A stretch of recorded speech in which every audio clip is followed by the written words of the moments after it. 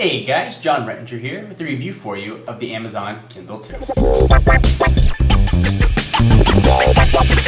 So during my software overview of the Amazon Kindle 2, I walked you through the software, I even showed you some tips and tricks. This review is mostly going to be me talking about the device and the features that I like and don't like about it.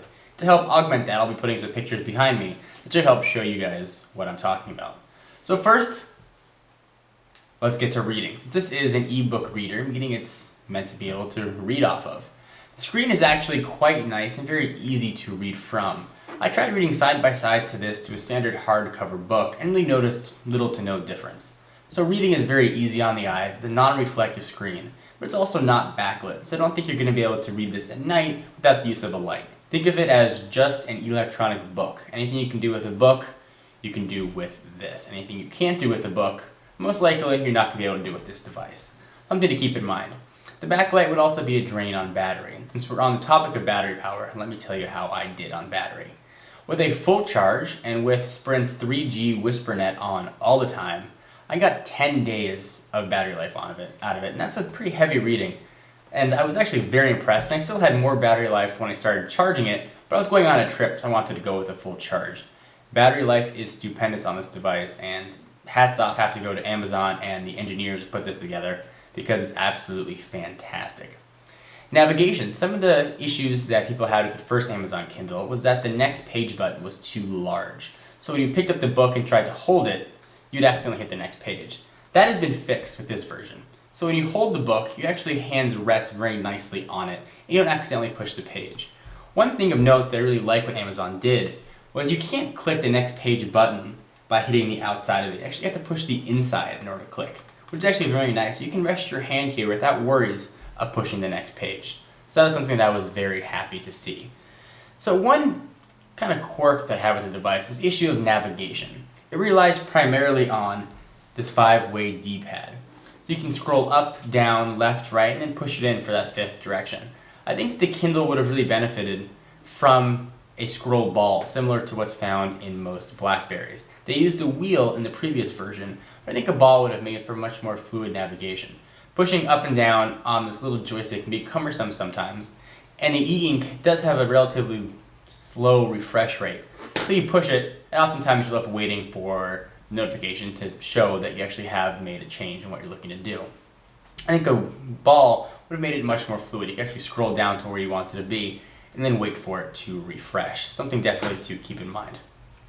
So the next thing that I want to talk about is the screen size. If you look at the Kindle 2, you notice there's a lot of real estate on here, and a lot of it's taken up by the keyboard.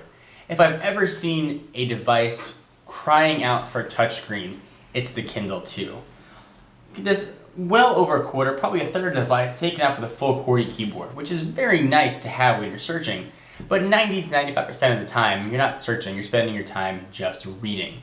So it really is a poor use of space, I think. I'd like to see the next version, the Kindle 3, make use of some touchscreen e-ink technologies that we've seen from companies like Sony. Hopefully utilizing some sort of on-screen keyboard could really make the whole front of this device appear in e-ink. And that would make reading a lot easier and also less next page buttons. Certainly be something that I would look forward to and something that I would certainly recommend Amazon do. So one of the big questions that I got about the Kindle is why isn't it color? Is it hard to read not in color? And actually I prefer it in black and white, and I think that's one of the reasons Amazon designed it. Most people I think are on the same mindset as me, and let me explain why. First of all, you're reading a book, and reading a book, it's black and white print. Color is nice for pictures, but this is not meant to show pictures. While it certainly does show illustrations in the book, it does show it in just black and white and 16 shades of gray. Color also takes more battery, so you're going to sacrifice a lot of battery life to have color. Really, when you're just reading black and white text, there's not much of a reason for it. So I'm okay with not having a color screen, but again, a touchscreen really would augment this device, I think, quite perfectly. It's also a very cool looking device, and since it's only released in the US, a lot of people haven't seen anything like this. I was just recently in Canada for a friend's wedding, and I brought this on an airplane with me. And about 4 or 5 people, as I'm sitting there reading this, saying, "What is that?" That's some sort of, they never did know what it was. They'd never seen an ebook reader before. I know there have been previous generations released by Sony and other companies, but they've never been that popular that people had seen them. So people were very curious about what it was and what it did. And that was actually very kind of cool to be able to show it off and say, here's what an e-reader does, here's what it looks like, check it out, you try it for yourself. People came away very impressed, at least the Canadians did. They were looking for something like this that would work on one of their cell networks. So that was something that I was shocked at. I figured most people knew what an e-reader was. Evidently I was mistaken. So the next thing I want to talk about is the Kindle Store. And I gotta say, the Kindle Store is what makes this device. It's what makes it worth, in my mind, the $359, which is a very steep asking price. I was traveling. And while I was traveling, I was sitting there and thinking I was a little bit bored. My flight was delayed an hour.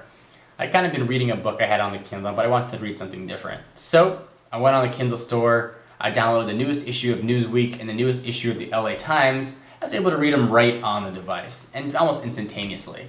And things are so much cheaper. So you can get a newspaper issue for 25 cents, or you can subscribe to a full month of it for just $1.49 to $2, which is actually really nice. And the same price scheme actually translates over to magazines as well. Since the magazines aren't paying for the paper, and then the shipping and packaging of these magazines, you're only paying for the content. You actually get it for a much cheaper price. And that same thing also is true with books. All new releases that usually might cost you $25 to $30 in a regular bookstore generally run $9.99 here, which is actually quite nice. So if you are a heavy reader, you can offset the really big asking price of the device by the cost of books. Something to keep in mind. It does have a rudimentary web browser that I showed you guys during the software overview, but it's nothing fantastic. It's just something that's there for a cool experimental feature, they call it. Speaking of experimental features, the text-to-speech function is a novelty at best. It's nice to have, I suppose. I would never use it, and certainly never going to replace an audiobook for me. It's that mechanical voice that keeps talking, and not something that I would think I would ever use. But if you do use it, you can take advantage of the 3.5mm headset jack on the top of the device. So one other thing that I'm talking about, as I'm showing you this, you'll notice that I'm showing you with the Kindle cover. The Kindle 2 no longer ships with a cover. And since the screen has no protection, this is actually the e-ink itself, the cover is something that's a must-have. So make sure you factor in an extra $30 for your purchase if you are looking at the Kindle 2. Size-wise, it's absolutely fantastic. I slid this right in a backpack and I was able to have 6 books, 2 magazines, and a newspaper all on it right inside. And it was really nice and very thin to have, and I actually really enjoyed reading from it. And speaking of enjoying reading from it, it also kind of makes reading fun. You realize that you're still reading, but also doing it on a device, kind of this cool and high tech, definitely adds a new dimension to it. So if it is possible to make reading fun or more enjoyable for you, I think the Kindle definitely accomplishes that. So that's definitely something else to keep in mind. So overall, I've been very happy with the device. Build quality is strong. It does exactly what I expected it to do. I wasn't disappointed in any area. I did my research beforehand. I knew what it did and what it didn't do. Definitely, if you're looking to buy the Kindle, make sure you do your homework and you know what it does so you're not disappointed. That being said, out of 5 stars, I'd really give the Kindle a solid 4.25 stars. A touchscreen really would have put it over to 5, and I think it would have been the perfect device. It makes use of its 2 gigabytes of memory very nicely and easily. You can store, I think they claim, over 1,500 books. You can view PDFs on it. It actually has an MP3 player as well. And also actually can view Word documents. You can send them to a Kindle email address. It'll convert it, and it'll put it right on the document for a charge of 10 cents, or put it right on the device rather. So I'm very happy with it. I'm enjoying it. I'm going to keep enjoying it, and it makes a very nice way to read. Hope you guys enjoyed. This is John Rettinger. Be sure to follow me on Twitter, twitter.com/John4Lakers for exclusive content, and I will see you guys in the next video. Bye-bye.